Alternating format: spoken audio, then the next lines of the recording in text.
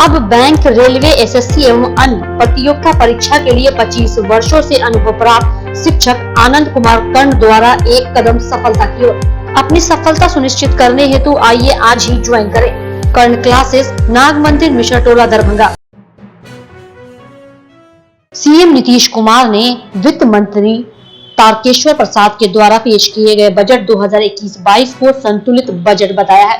नीतीश कुमार ने कहा कि सरकार की प्राथमिकता पहले से चल रहे कार्यों को पूरा करना है, वहीं बजट में घोषित की गई नई योजनाओं को लेकर भी काम शुरू करना है। उन्होंने कहा कि बिहार सरकार 7 निश्चय पार्ट 2 के तहत घोषित की गई तमाम योजनाओं के क्रियान्वयन के प्रति प्रतिबद्ध है। उन्होंने कहा कि सरकार रोजगार, शिक्षा, स्वास्थ्य सहित किसानों के बेहतरी के लिए बजट में किए गए प्रावधानों को लागू कराएगी। मुख्यमंत्री ने बजट पेश किया है और बहुत अच्छे ढंग से संक्षेप में वहां भाषण दिया विधानसभा में, और उसके बाद बजट के महत्वपूर्ण विषयों पर उन्होंने चर्चा भी कर दी है।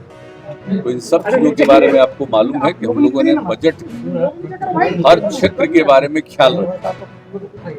एक तो मौलिक चीज आप समझिए कि जो योजनाएं पहले से चल रही हैं और खास करके जो 7 निश्चय पिछली बार हमने शुरू किया था, उसमें जो चीजें जैसे कुछ जगहों पर सड़कों का निर्माण या हर घर नल का जल, उसका कुछ जगह पर काम जो रुका हुआ बचा है, उन सब चीज़ों के बारे में सारा प्रबंध कर दिया गया है।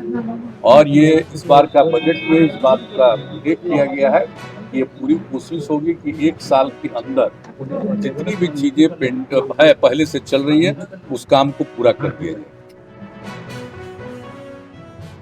पिछले 3 महीने से चल रहे किसान आंदोलन की समस्या को खत्म करने के लिए किसान बिल के संबंध में सुप्रीम कोर्ट द्वारा गठित समिति ने तमाम सामाजिक संस्थाओं से सुझाव मांगे थे।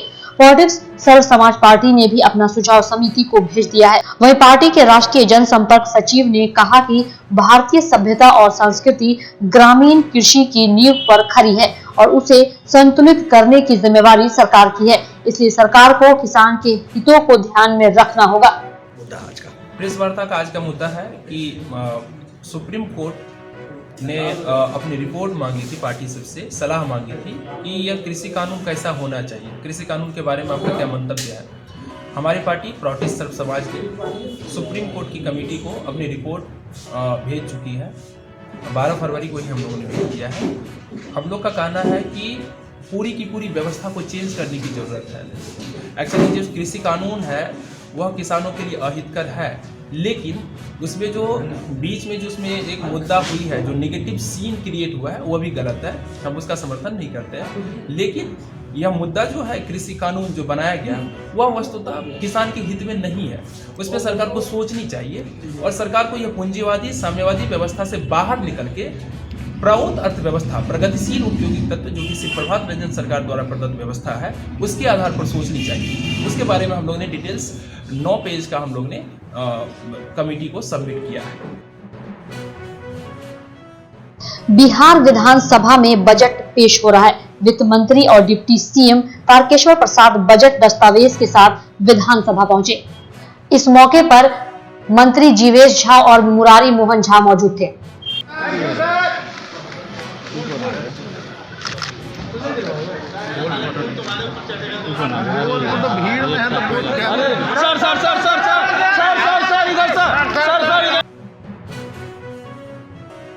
विधानसभा सत्र में कांग्रेस विधायक शकील अहमद बढ़ती महंगाई को लेकर आलू, प्याज, मक्का के अनाज को लेकर विधानसभा पहुंचे और केंद्र और राज्य सरकार को किसान विरोधी बताया। वहीं उन्होंने बढ़ती महंगाई को लेकर सदन के बाहर विरोध जताया। कीमत चाहिए, किसानों को इन्हीं बुनियादी चीजों की कीमतें चाहिए और यह कीमत इनको नहीं मिल रही है और ये कीमत उनको देना पड़ेगा और इसके लिए कानून बनाना पड़ेगा। यही डिमांड है, पूरे देश के किसानों का यही डिमांड है। महंगाई, प्याज के बारे में तो आज अखबार में भी खबर है, महंगा हो गया है तो उनको सस्ता करना पड़ेगा। आखिर राहत तो देंगे देशवासियों को कि तकलीफ देंगे या राहत देंगे, सवाल इसी दो बीच के भी है। सरकार आराम देने के लिए होती है कि तकलीफ देने के लिए? सरकार तकलीफ दे रही है और कुछ नहीं। करें कि तमाम किसानों ने जो कुछ उपजाया है उसकी कीमत उसको देंगे, ये करना है उनको। पेट्रोल और डीजल के बढ़ते मूल्य और किसान बिल के विरोध में नेता प्रतिपक्ष तेजस्वी यादव ट्रैक्टर से विधानसभा के लिए अपने आवास से निकले। तेजस्वी यादव ने कहा कि कमरतोड़ महंगाई और आंदोलनरत किसानों के समर्थन में वे ट्रैक्टर से विधानसभा के लिए रवाना हुए हैं। हालांकि तेजस्वी यादव को ट्रैक्टर के साथ विधानसभा परिसर में आने की अनुमति नहीं मिली।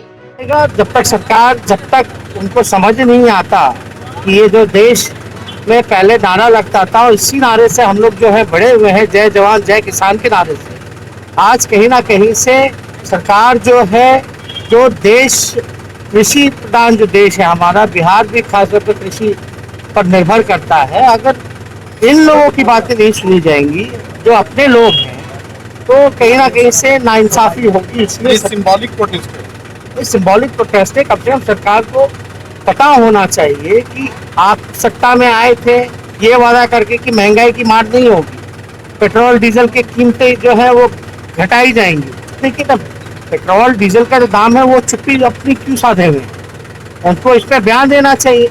खास तौर पे जो APMC कानून है उसके फायदे तो गिनाए कि जो बाजार समितियां जो खत्म की उन्होंने, जो मंडी व्यवस्था जो खत्म की, उससे क्या फायदा हुआ बिहार को? सिर्फ और सिर्फ नुकसान नजर आता है।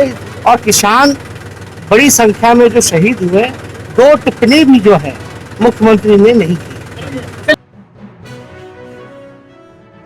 पटना सिटी के आलमगंज थाना क्षेत्र के हनुमान नगर घाट पर गंगा में डूबकर एक अज्ञात युवक की मौत हो गई। स्थानीय लोगों द्वारा घटना की जानकारी पुलिस को दिए जाने के बाद पुलिस ने मौके पर पहुंचकर स्थानीय गोताखोरों की मदद से काफी मशक्कत के बाद युवक का शव बरामद किया। पुलिस ने शव को अपने कब्जे में लेकर उसे पोस्टमार्टम के लिए नालंदा मेडिकल कॉलेज भेज दिया है। युवक ने गंगा में डूबकर खुदकुशी की या फिर नहाने के दौरान गंगा में डूबने से उसकी मौत हो गई, यह अब तक स्पष्ट नहीं हो सका है। पुलिस ने अज्ञात युवक के पास से कुछ मोबाइल नंबर बरामद किया है। फिलहाल पुलिस मोबाइल नंबर के आधार पर अज्ञात युवक की पहचान और मौत के कारणों को तलाशने में जुट गई है। इस बॉडी की पहचान नहीं हो पाई है। उसके पॉकेट से कुछ मोबाइल नंबर मिले हैं, उससे बात किया जा रहा है उसकी शिनाख्त के लिए। अभी तक ये पता नहीं चल पाया कि कौन व्यक्ति है, कहाँ के रहने वाले हैं। अगल बगल के स्थानीय लोग ही जो थे, मछुआरे लोग जो थे, अगल बगल के स्थानीय लोग वही जो है जाल लगा के जो उसको निकाले जान का प्रयास किया जा रहा है। उसमें उसके पॉकेट से कई मोबाइल नंबर मिले हैं, उसको फ़ोन किया जा रहा है।